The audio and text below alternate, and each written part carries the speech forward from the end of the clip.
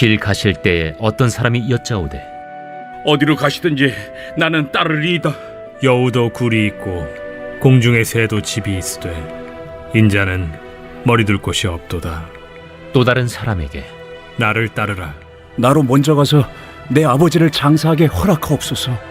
죽은 자들로 자기의 죽은 자들을 장사하게 하고 너는 가서 하나님의 나라를 전파하라. 주여, 내가 주를 따르겠나이다마는 나로 먼저 내 가족을 작별하게 허락하소서. 손에 쟁기를 잡고 뒤를 돌아보는 자는 하나님의 나라에 합당하지 아니하니라.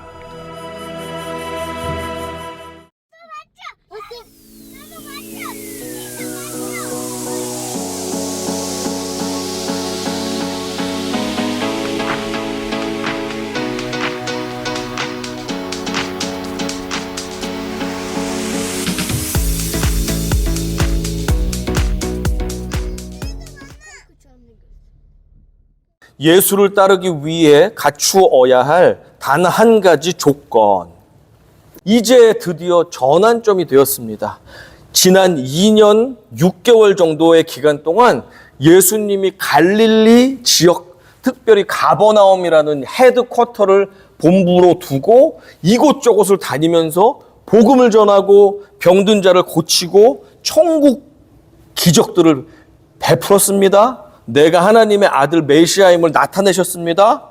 그리고 나서 이제부터는 갈릴리 사역을 다 접습니다. 그리고 마무리하고 예루살렘으로 십자가에 달리기 위해서 마지막으로 출발을 하십니다. 중요한 시기가 되었습니다. 이제 예수님에게는 좋은 의미에서 시한부 인생을 살게 되신 것입니다. 6개월밖에 이 세상에서의 생명이 남질 않았습니다. 그러니까 해야 될 것은 많고 구원받아야 할 영혼들은 많은데 6개월 안에 예수님께서 예루살렘에서 십자가에 달려 돌아가셔야 되고, 그리고 죽으신 지 3일 만에 부활도 하셔야 되고, 그리고 나서 50일 뒤에 오순절 그 절기에 성령이 오시면서 신약 교회가 이제 시작됩니다. 교회가 시작되는 그 모든 중요한 일들이 앞으로 펼쳐져 있는 아주 중차대한 그 시기가 이제 6개월 앞으로 다가온 것입니다. 그래서 예수님은 결연한 각오를 가지고 제자들과 갈릴리를 떠나서 예루살렘을 향하고 있습니다. 그런데 예수님을 따라가는 이 사람들 중에는 12 제자들도 있지만 예수님을 평소에 존경하고 따랐던 몇몇 다른 사람들도 있었습니다.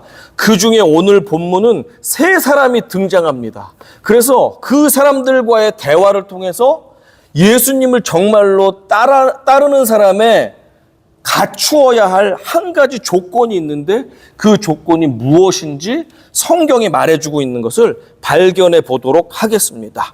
자, 첫 번째 사람입니다. 57절 같이 읽어보겠습니다. 시작. 길 가실 때에 어떤 사람이 여짜오되 어디로 가시든지 나는 따르리이다. 자, 이 사람, 어떤 사람이 나타나서 주님이 어디로 가든지 제가 주님을 따르겠습니다 라고 요청을 드렸는데, 우리가 병행 구조를 잘 읽어보라고 그랬죠? 누가복음과 같은 사건이 나타나 있는 마태복음 8장에 보면 이 사람이 다름 아니라 서기관이라는 것을 알 수가 있습니다. 서기관은 다른 말로 율법학자라고 우리가 부르는 사람인데, 서기관은 유대 민족의 신학자입니다. 그래서 백성들에게 율법을 가르쳤습니다. 백성들의 잘잘못이 있을 때 그것을 율법을 가지고 판결하는 재판관 역할도 하였습니다. 그리고 서기관은 이름에서 알 수 있듯이 성경을 필사하는 사람들이었습니다. 2000년 전에는 인쇄 기술이라는 것이 없었잖아요. 목판화, 금속판화 이런 것도 없었고 프린터기도 당연히 없었고, 그러니까 한 글자 1.1획을 서기관이 정성스럽게 집중해서 양 가죽에다가 한 장 쓰기 바쁩니다.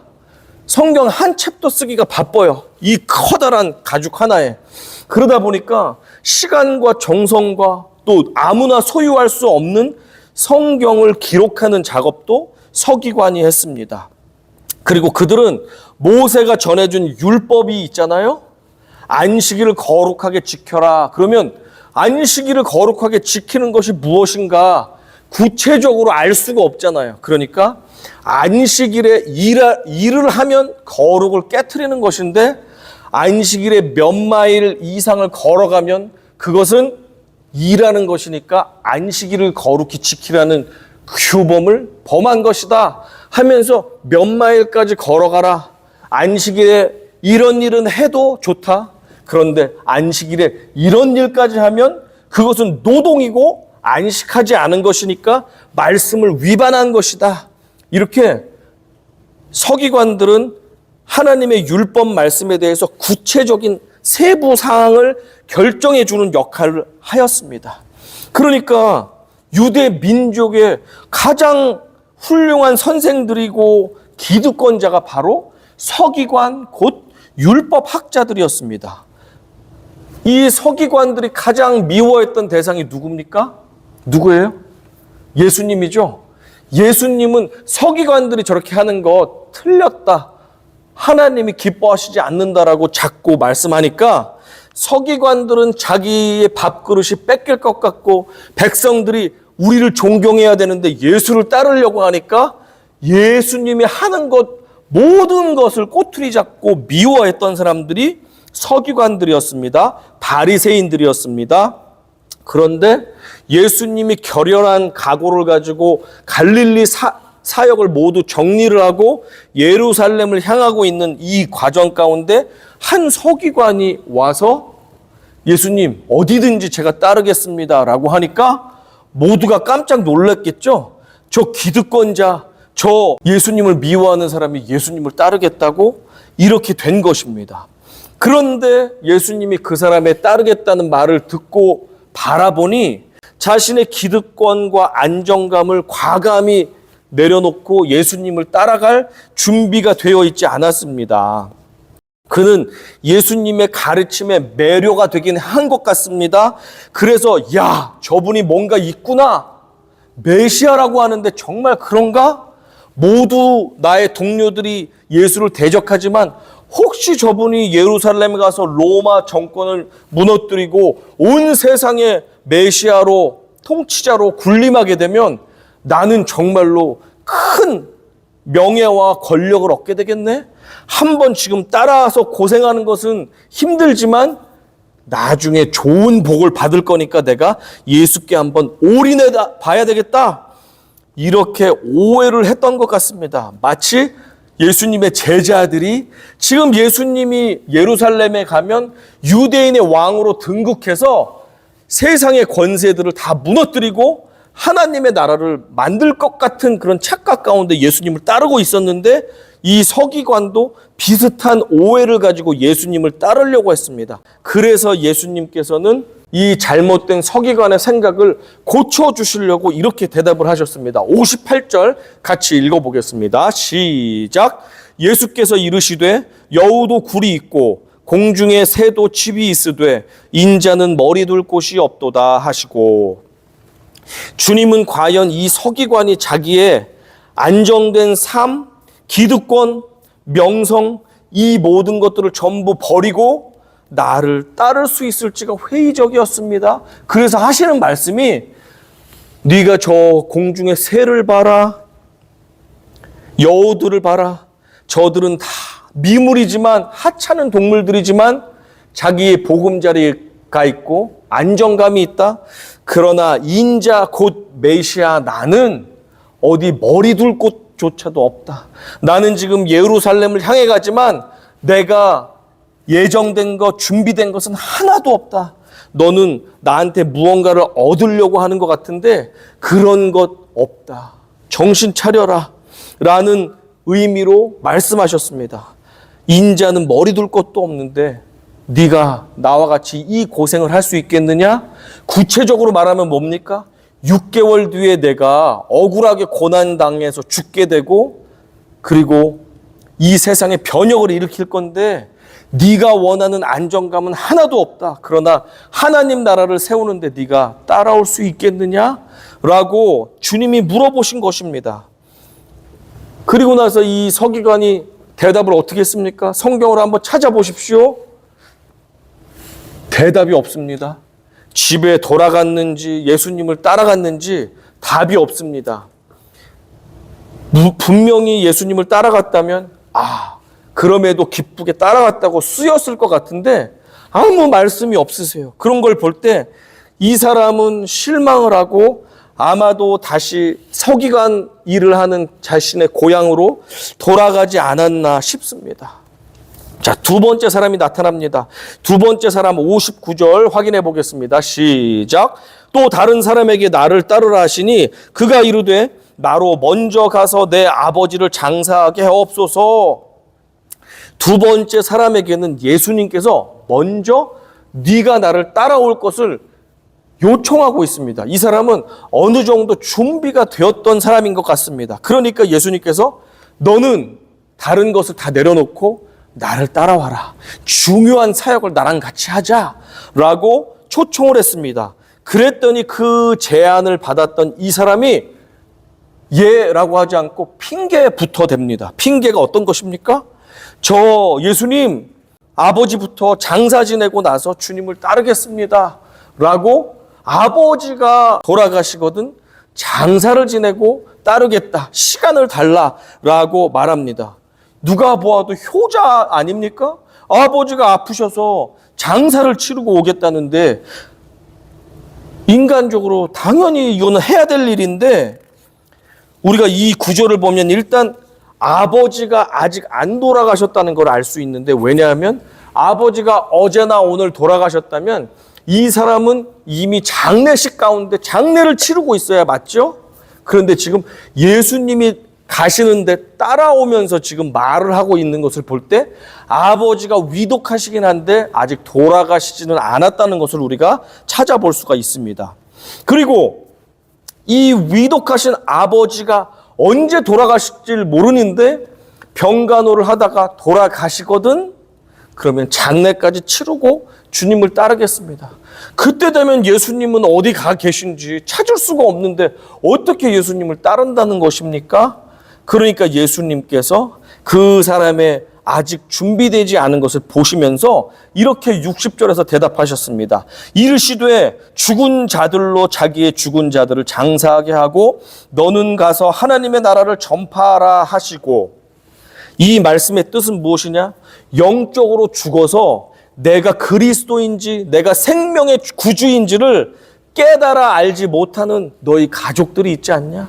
그 가족들이 너희 아버지를 병간호를 하고 돌아가시거든 장례도 잘 치러드리게 하고 너는 내가 구주인지를 알고 있으니 너는 깨어서 지금 나를 따라와라.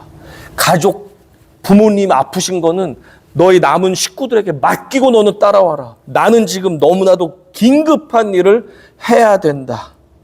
이렇게 말씀을 하신 것입니다. 그러니까 인간의 도리를 다 따지다 보면 하나님께 우리가 헌신하고 충성할 여유가 없잖아요.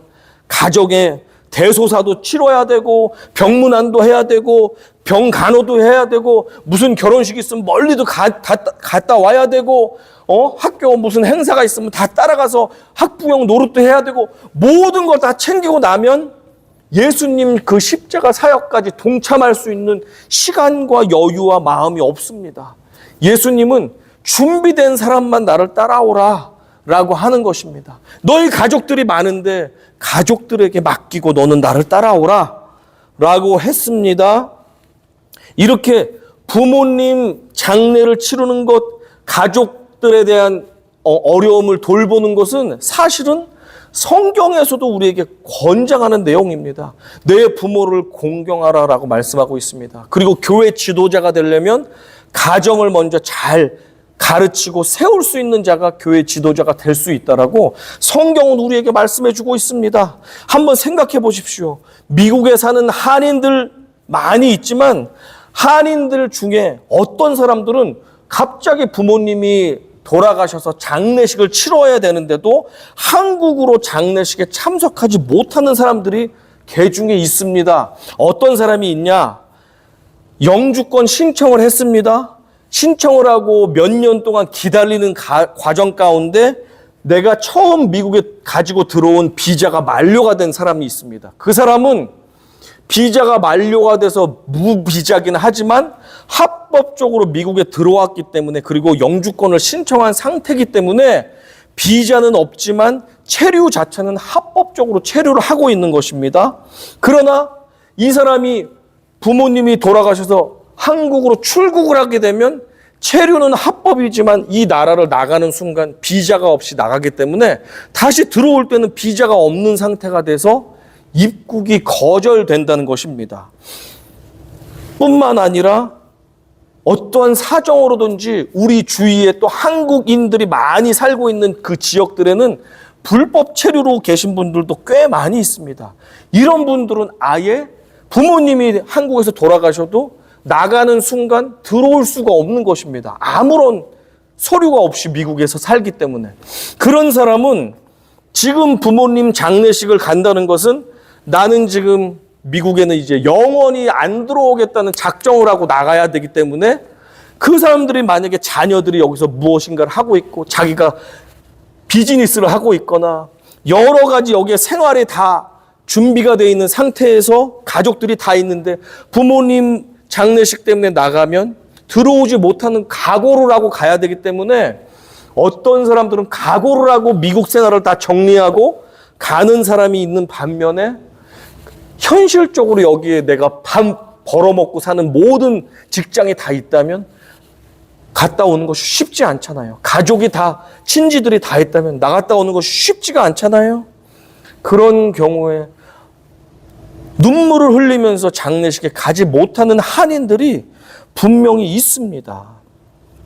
나를 따르라, 주님의 명령, 곧 있을 예루살렘에서의 십자가 죽음과 부활, 그리고 조금 있으면 오순절을 통해서 교회가 출범을 하게 되는데, 그 거룩하고 아주 중차대한 그 사역에 너희가 동참해라 라고 주님이 요청을 했는데, 어떤 사람은 아버지가 지금 병환 중에 있는데 돌아가시거든 장례 치르고 가겠습니다 했더니 주님은 그럴 시간이 없다, 지금 긴박하다, 그러면 그만두어라 라고 하시는 것입니다. 어떤 사람이 이렇게 부모님의 장례식 때문에도 이 미국 사는 것을 포기하지 못하고 한국에 나가지 못하는 사람들도 있는데, 예수님을 따른다는 것은 미국 영주권을 얻는 것보다 더 귀한 일 아닙니까? 천국의 시민이 돼서, 그것도 예수님의 동역자가 돼서 제자가 돼서 나아가는 이 길에 지금 미국 영주권보다도 지금 예수님을 따라가는 것이 가치가 떨어진다고 생각하는 사람은 예수님을 제대로 따라가기가 어려운 것입니다. 주님의 지금 심정은 이런 것입니다. 지금 전쟁이 한창 있고 전투가 한창 있는 곳에 지원군이 필요해서 특공대를 지금 급하게 보내려고 하는 이 특공대로서 가는 사람들이 지금 이 시점에 예수님을 따라가는 사람들입니다. 그런데 저는 지금 이것 때문에 따라갈 수가 없는데, 저는 저것 때문에 전투에 투입될 수가 없는데요. 그러면 다음에 와라, 준비가 되거든 다음에 와라. 지금은 바로 전투에 투입될 수 있는 사람만을 뽑고 있다라고 주님이 말씀하시는 것입니다. 천국은 침노하는 자들의 것입니다. 곧 천국을 간절히 사모하는 자, 예수님과 같이 함께 주님의 나라의 일을 하기를 원하는 자에게 주님은 특별한 은혜를 주시기를 원합니다.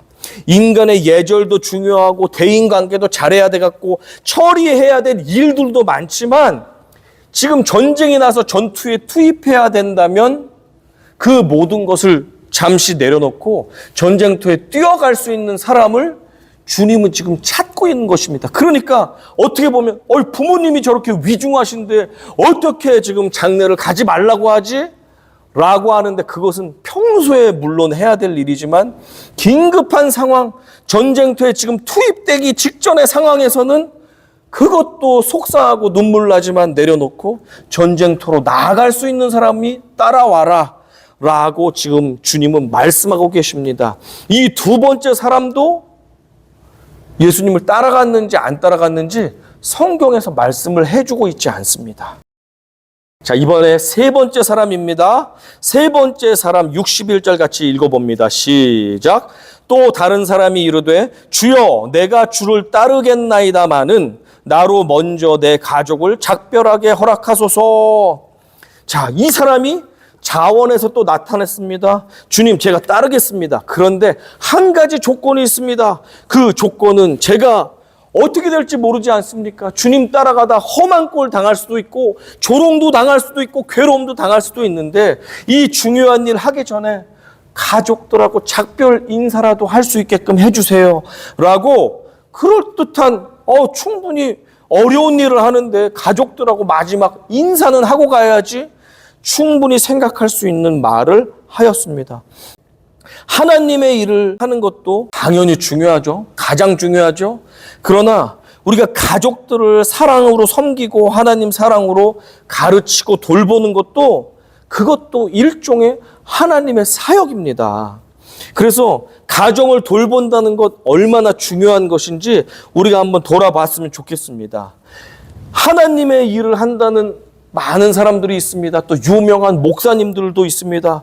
그 중에는 목회에서 큰 성취를 거둔 사람들도 있습니다. 그렇죠? 아주 막 대형 교회를 이루거나 막 전 세계에 선교사를 막 파송하는 놀랍게 쓰임 받는 목회자들도 있습니다.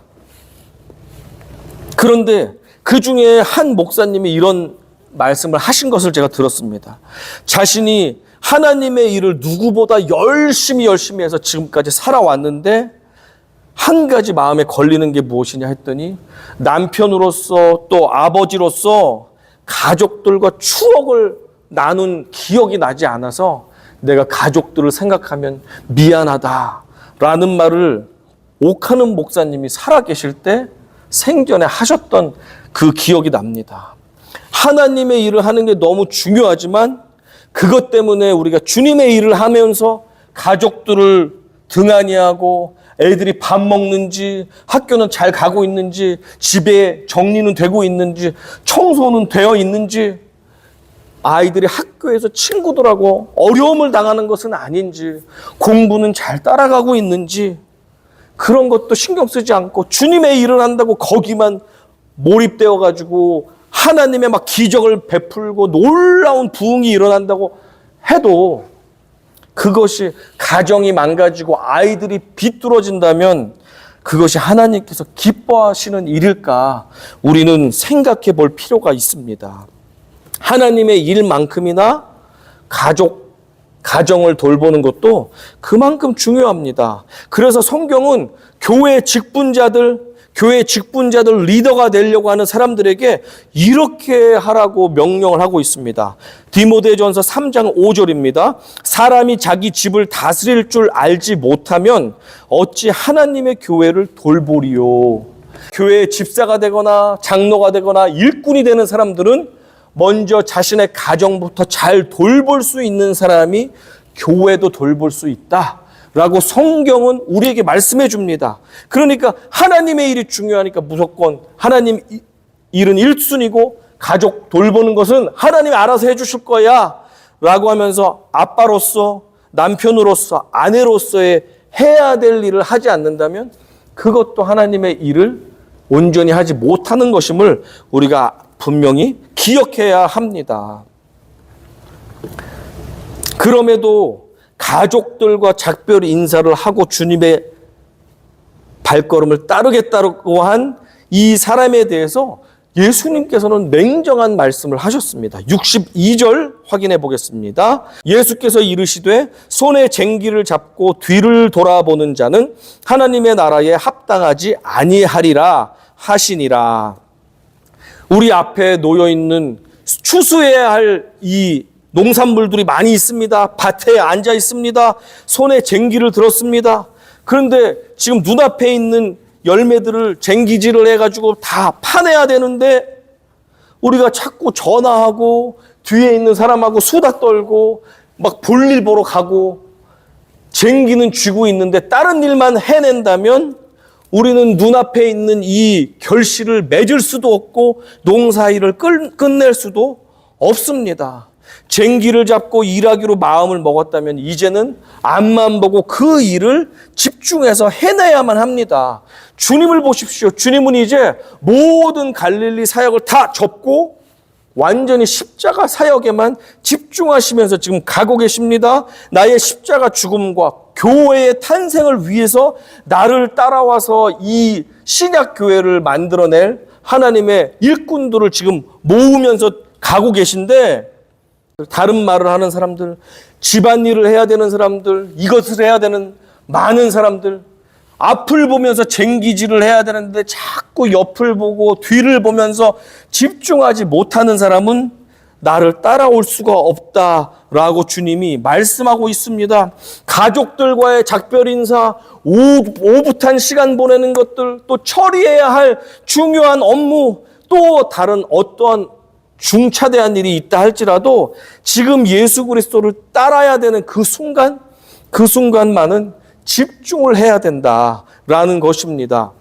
이 긴박한 시간에 예수를 따른다는 것은 마치 전투가 치열한 한복판 위에 공수기가 낙하산을 맨 이 군인들을 떨어뜨려서 이 작전지대에 침투시키는 특공대원이 된 거나 마찬가지입니다. 그런데 이 특공대원이 자기가 자원을 했습니다. 그래서 입대를 했습니다. 수송기를 타고 공중으로 이제 날라서 전투에 참여해야 되는데 이 수송기를 타기 전에 자꾸 전화를 합니다.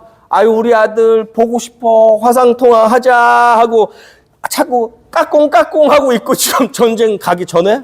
그리고 다시 전화해서 은행 직원한테 은행의 투자 상품에 대해서 문의를 합니다. 이자가 몇 프로입니까? 이거 원금이 보존되는 상품입니까? 하고 합니다. 그리고 어떤 사람은 또 나가서 전화를 합니다. 다음 주에 있을 우리 딸 생일잔치 파티 장소 그 금액 좀 깎아주시면 안 됩니까? 지금 바로 비행기에 타서 낙하산에서 전쟁터로 뛰어내려야 하는, 예수님과 함께 적진으로 뛰어내리는 그 사람을 지금 찾고 계신데, 이 사람들이 자꾸 제가 지금 파티 예약부터 해야 되는데요, 투자 상품 오늘 알아보기로 했는데요, 자꾸 다른 얘기를 하면, 그 어떤 중요한 얘기를 해도 주님께서 그거 타지 말고 당장 비행기에 올라타시오. 우리는 목숨을 건 작전을 수행해야 됩니다. 라고 주님이 지금 말씀하고 계신 것입니다. 그래서 예수님께서 이 긴박한 시기에 주님을 따르는 것에 대해서 한마디로 이렇게 요약을 하셨습니다. 누가복음 14장 26절입니다. 시작. 물은 내게 오는 자가 자기 부모와 처자와 형제와 자매와 더욱이 자기 목숨까지 미워하지 아니하면 능히 내 제자가 되지 못하고, 라고 말씀하셨습니다. 이게 진짜 가족을 버리라는 얘기가 아니잖아요. 그 정도로 지금 하나님 일 가운데 부름받아서 전쟁터에 나가야 될 상황이라면 다른 모든 것들은 다 내려놓고 이 전쟁에만 나를 따라서 집중하시오 라고 하는 말씀인 것입니다. 특공대원의 최우선순위가 지금 당장 맡겨진 전투에서의 승리이듯이 예수를 따르는 제자의 최우선순위는 모든 것을 뒤로 하고 앞만 보고 주님만을 따라가서 이 영적인 전투에서 승리하는 것이 우리의 목적입니다. 이 두리번거리고 자꾸 쟁기를 짚고선 뒤를 돌아보는 사람의 모습이 저는 롯의 가족들의 모습을 떠오르게 하였습니다. 불타는 소돔과 고모라 땅을 탈출하는 그 장면 여러분 기억하시죠? 그때 하나님의 천사가 나타나서 이 가족들을 탈출시키면서 주의를 주었습니다. 어떻게 하냐면 절대 탈출할 때 뒤를 돌아보지 마십시오. 그러면 큰일 납니다. 라고 말했습니다. 예. 그러면서 그냥 대답을 했는데 실제로 가족들이 다 탈출할 때 단 한 명 롯의 아내가 망설이다가 뒤를 돌아보았습니다. 내가 어렵게 산 땅, 이민 가서 살았던 소돔과 고모라 땅, 비버리 힐스 땅에 내가 큰 돈을 들여가지고 지었던 내 싱글 하우스가 불타는 것 같아. 아이고 어떡하지? 아이고 저기에 내 친구들이 못 나왔네. 어떡하지? 그게 무엇인지 모르겠지만 그 마음에 아직도 남아있는 그 미련 때문에 롯의 아내는 뒤를 돌아보았고 그래서 소금 기둥이 돼서 그대로 굳어버렸습니다. 너는 그리스도 예수의 좋은 병사로 나와 함께 고난을 받으라. 병사로 복무하는 자는 자기 생활에 얽매이는 자가 하나도 없나니 이는 병사로 모집한 자를 기쁘게 하려 함이라.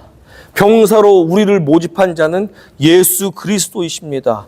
우리는 더글라스 메가더 장군보다 더 뛰어난 장군이신 예수 그리스도의 명령을 따라서 이 전쟁터에 침투하여서 영적 전쟁을 해야 되는, 또 영적으로 사탄에게 잡혀 있는 포로들을 구출하기 위해서 주님과 함께 전쟁을 벌이고 있는 주님의 특수부대 대원들입니다. 그러니까 우리가 전쟁에 출전하기 전까지는 우리에게 맡겨진 가족들, 몸이 아픈 부모님들, 아이들 최선을 다해서 돌보아주고 후회가 없게 사랑도 해주고 어디 나들이도 가서 추억도 쌓고 학교에서 필요하면 쫓아가서 아이가 자랑스럽게 할 수 있도록 격려해주고 박수 쳐주고 가정을 돌보는 일에도 최선을 다하고 직장과 사업장과 학교에서도 열심히 공부하고 열심히 일하시고 그러면서 하나님의 영광을 최선을 다해서 이 세상에서 나타내다가 주님께서 우리를 주님의 일 가운데 부를 때 있잖아요. 우리 교회에서 여러분 오셔서 함께 이 일을 같이 합시다 라고 주님이 우리를 통해서 부르실 때에 그때는 잠시 가정을 내려놓고 달려가서 열심을 다해서 예수님께 하듯이 우리가 주님의 일을 감당하는 사람을 주님을 찾고 있습니다. 지금은 주님의 일을 해야 될 텐데 저기 지금 뭘 해야 되는데요. 지금 냄비에 불을 올려놓고 지금 왔는데요. 하면서 지금 자꾸 쟁기를 잡고 자꾸 지금 저기에 뭐가 있고 저기에 뭐가 있는데요 라고 하면 이 주님께서 수확하라고 한 이 일을 우리는 할 수 있는 준비가 되지 않았다는 것입니다. 오늘날의 성도들이 당장 주님의 제자들처럼 십자가 죽음을 향해서 달려가는 것은 아닙니다. 그렇잖아요. 지금 당장 예수님과 동행해야지만 되는 것은 아니기 때문에 우리에게는 충분히 가족들을 돌볼 수 있는 시간도 있고 직장과 사업장과 학교와 어디서든지 예수님의 사랑으로 사람들을 섬길 수 있는 충분한 시간이 주어져 있습니다. 그러나 우리가 교회에 나왔을 때만큼은 또 하나님께서 우리에게 하라고 하시는 부르심이 있는 일들에 대해서만큼은 우리가 이 핑계 저 핑계 중요한 핑계들이 많지만 그런 것 내려놓고 아버지의 일을 할 때만큼은 이것이 가장 최우선순위로 생각하고 최선을 다해서 예수를 따라서 섬길 것을 주님은 강조해 주고 계십니다. 로마서 8장 28절에서 그래서 이렇게 말씀하고 계십니다. 같이 읽어보겠습니다. 시작. 우리가 알거니와 하나님을 사랑하는 자 곧 그의 뜻대로 부르심을 입은 자들에게는 모든 것이 합력하여 선을 이루느니라. 우리 in English, and we know that in all things God works for the good of those who love Him, who have been called according to His purpose.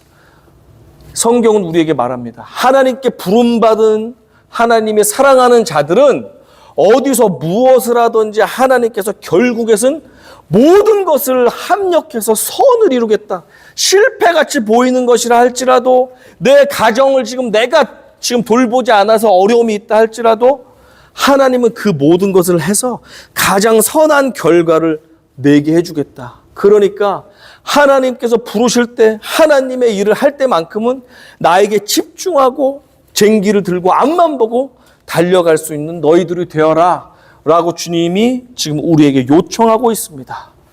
경주마 아시죠? 경주마는 거의 예외 없이 눈 옆에 블라인더스라는 이렇게 가리는 것을 착용시킵니다. 왜 그렇습니까? 여러분 잘 아실 것입니다. 경주마는 달리다가 자꾸 옆에를 보고 다른 데를 신경 쓰면 열심히 달리지를 못한대요.